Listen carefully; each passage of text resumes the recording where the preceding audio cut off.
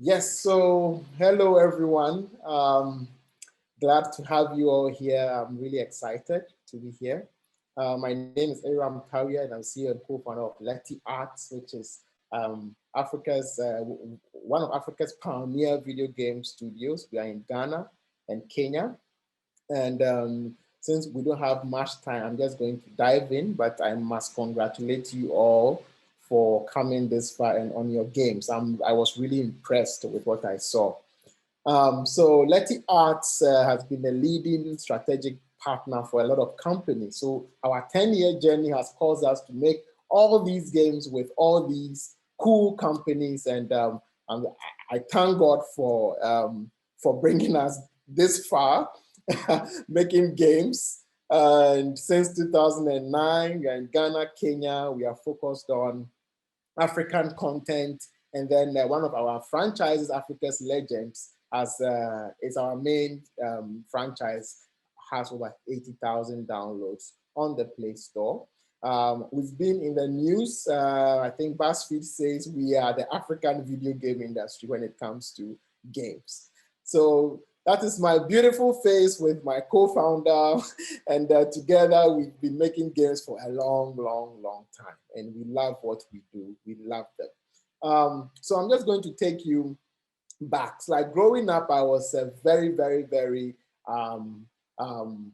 troublesome kid. I had a lot of fantasies, ambitions. I wanted to be a lot of things, and trust me, I'm just going to read you a letter that my dad back in 97 pulled out to me, and you will know exactly who I was after reading this letter. I'm just going to jump off it. So in writing this letter, I was 12 years old in junior high school, and I hadn't seen my dad for 5 years. He taught in Kenya for 10 years. So I hadn't seen him for 5 years. And a kid writing a letter to his dad after not seeing him for 5 years. Let's see how the letter went.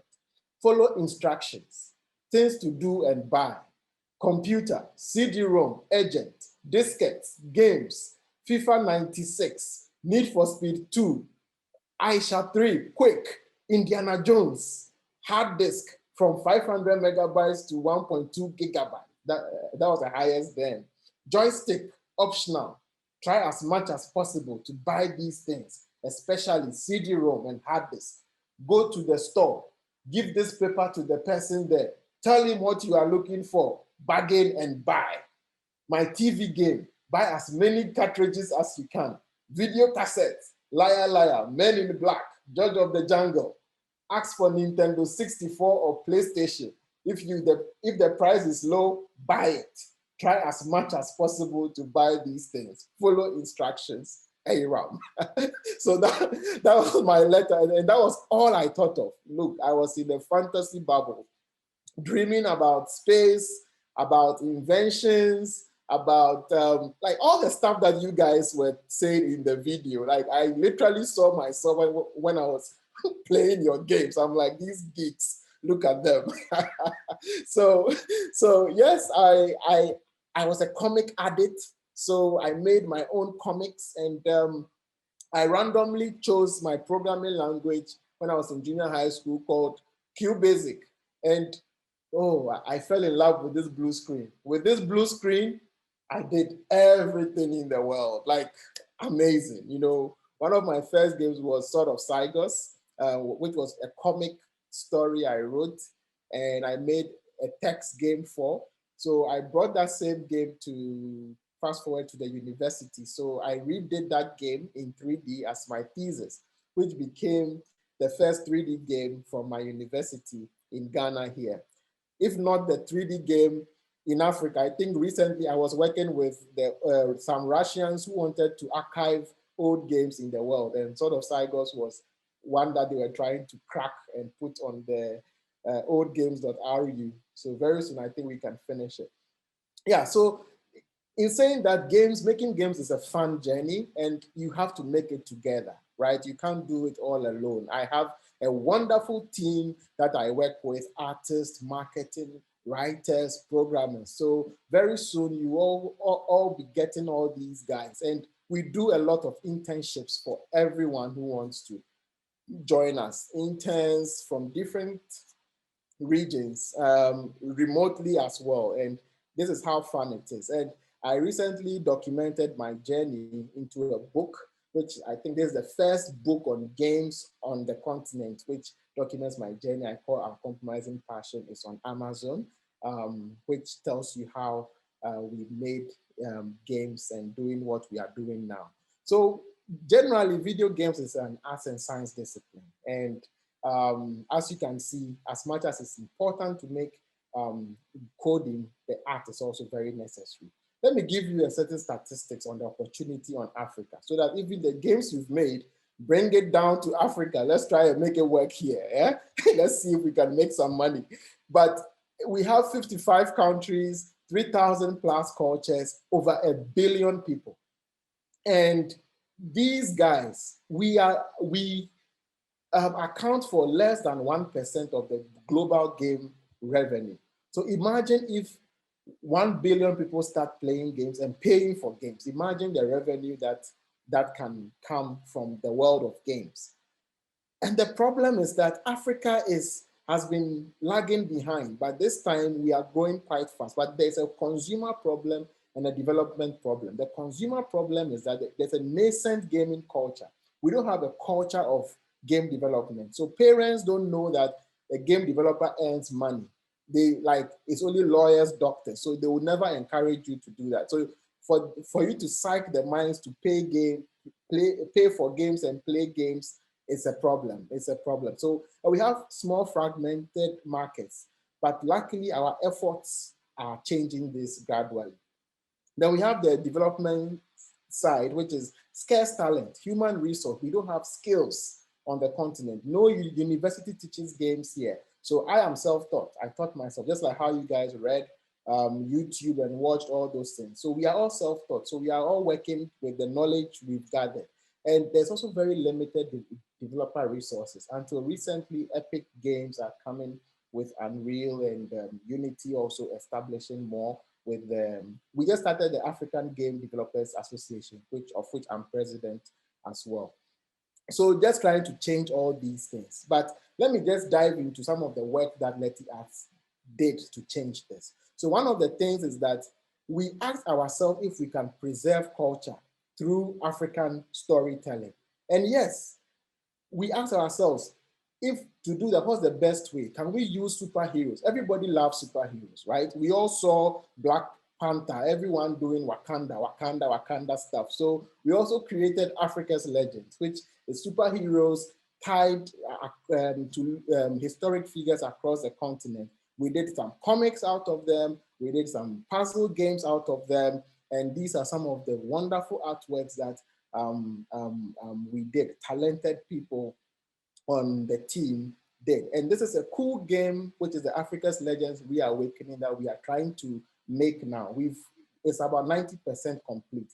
And the cool thing about this game is that we want to make a AAA game playable by text, right? Because internet speed is an issue here. So when we are streaming games, we should be able to make a game that can also stream the story alone by text to someone using a phone, which doesn't support internet, so that they can also play it by SMS or Facebook or WhatsApp. If you are using a PlayStation to access it, will give you the 3D stuff. If you are using, so based on the capability of the device, you are served content.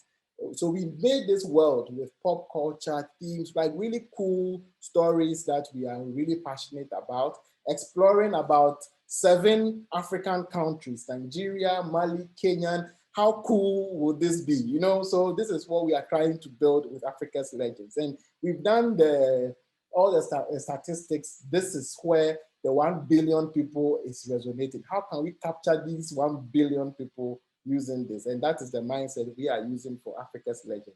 So with all these cool artwork and vision, what is our work process? As I began, we have arts and science. So our arts process, I'm going to tell you exactly the work that we have done.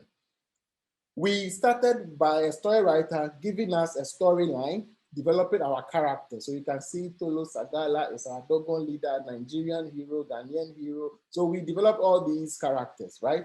And then we wrote the story. The story was a normal story, Act 1, Mali, where it's going to start. Then we take the storyline and extract the gameplay parts from the story. So we color code navigation. You make your way. So this is a navigation script. There we go. You hit it, then it becomes combat. Then so we do all that, and then we now align it in an Excel sheet where we lay the acts, chapter, characters, non-playable characters. So at every act, we know exactly what the story, whose story is. We know the places we are going to navigate. We know whether it's a core mission or a secondary mission or it's in a dungeon. So this is how we use to order our levels so that we can create the artworks and the environment. So these are samples of the environments that we created and some concept artworks from the character sheet. And this is the process of the character development as well. You can see we do research to see how to transform the superhero version of this guy into a masquerade, an African masquerade. You know, try to make all these concepts really cool. Then we have the Tolo Sagala finalized, the same for Anansi. So we do all these for every tribe that we are featuring within the game. This is a Kenyan character with Maasai origins. So we try to conceptualize and color. We have a heroine from Nigeria as well, dwelling on the Yoruba and all that. Then we conceptualize. We have some villains as well, Rhodes from Rhodesia, Zimbabwe. So we create all that. So these are all the arts bit, which goes hand in hand with the character and the story creation. Then we come to the science bit. I'm a programmer, so this is kind of my department. So we pick the Excel sheet, then we go act by act. So the general game, we draw the flow for the general game. Then we take Act 1, Chapter 1, meeting pole, navigation, F navigation. And I'll show you how this marries with the Excel that I showed you. You see, F navigation, look at this place. Act 1, it starts with what? Pole. It has a dialogue, F navigation, lock picking. So we dwell on this and try to extract the gameplay out of it in a flow chart. Then we do prototypes. So prototypes is how the text story is going to flow. So I'm going to play a short version of how this game works. So imagine you are walking somewhere one day and then a text message comes on your phone. Bing, bing, Africa's legend.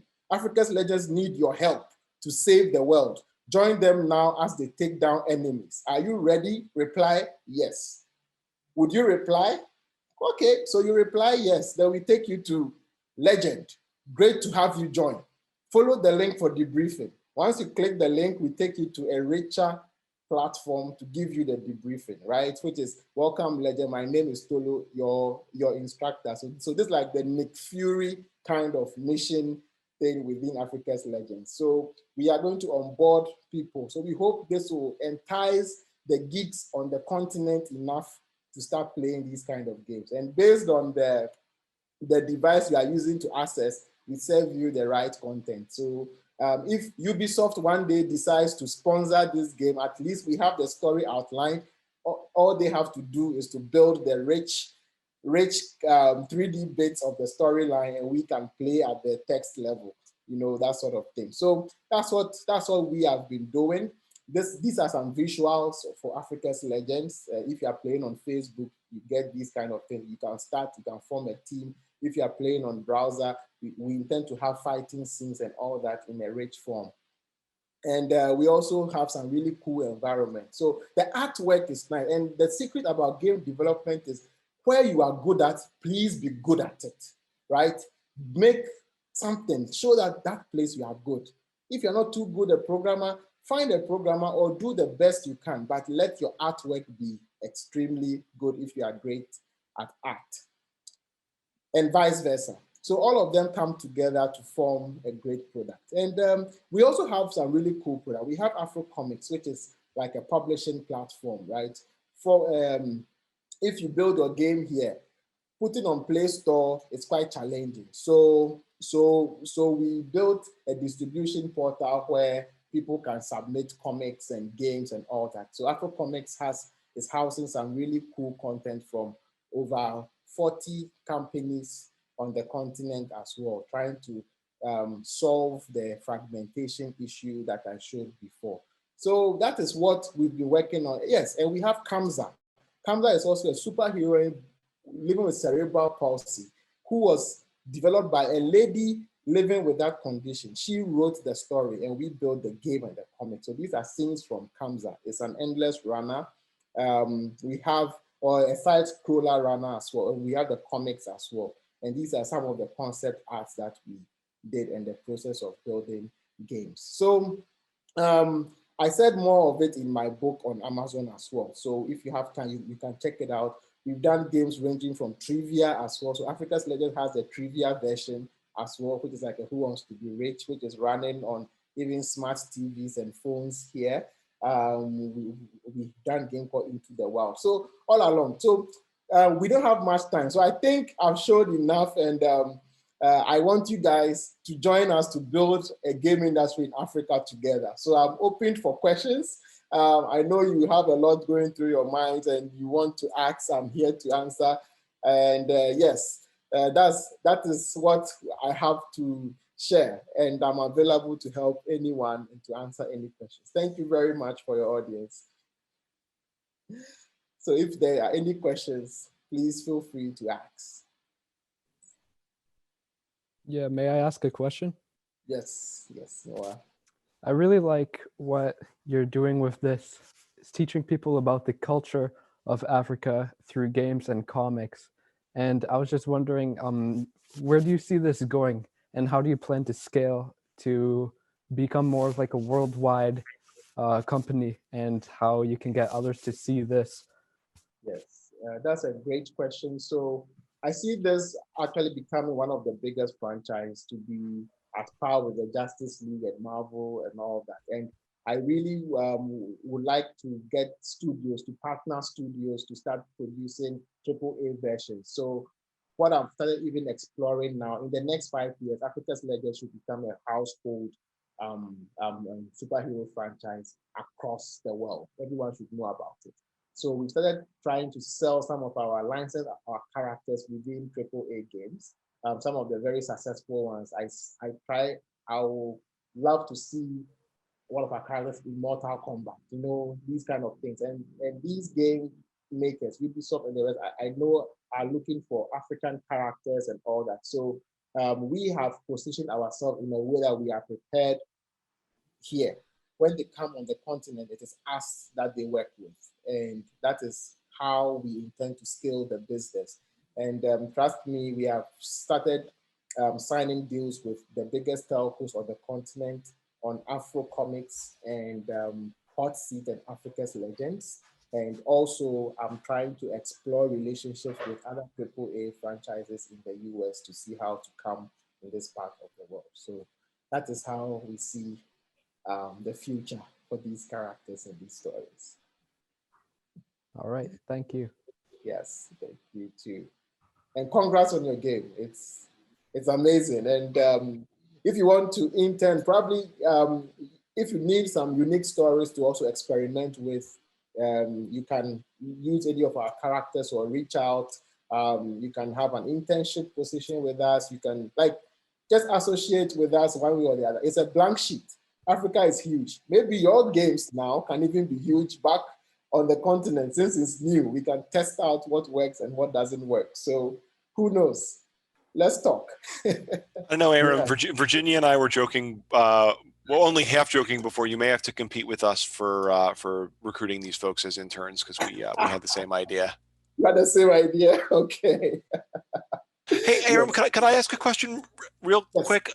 I'm curious, when the film Black Panther came out, what was the reaction to that film from your team and in Africa, and the depiction of Wakanda that we saw in that film? Yes, this is a great question. It was amazing, right? And we didn't, people were like, hey, Marvel is now has taken over but the good thing is Marvel opened the door. Suddenly people started knowing about us.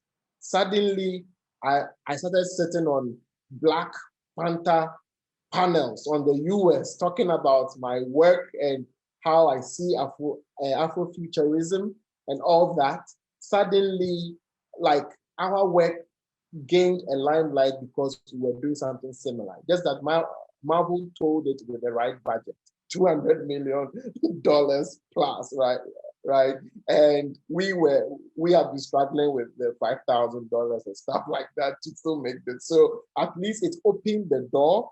And I know that the world is now conscious of the opportunity in Africa. So our reaction was, wow, amazing. It was well received. So currently, anywhere I go, if you are talking, you are like, just like Black Panther, just like Black Panther, just like Black Panther, right? So you have a reference to always make people know what you are into. So that's how it works. It's always nice when you can take advantage of that Marvel's marketing budget, which I think is slightly larger than ours as independent game developer. So we are out of time actually for this session. So I want to thank you, Eyram. I want to thank everybody for attending today and sticking around. You guys are all free to go now. So thank you again and have a wonderful day. All right. Thank you guys and bye-bye. All right. Bye-bye, everybody. Thank you, Eyram, and thank you, Brian.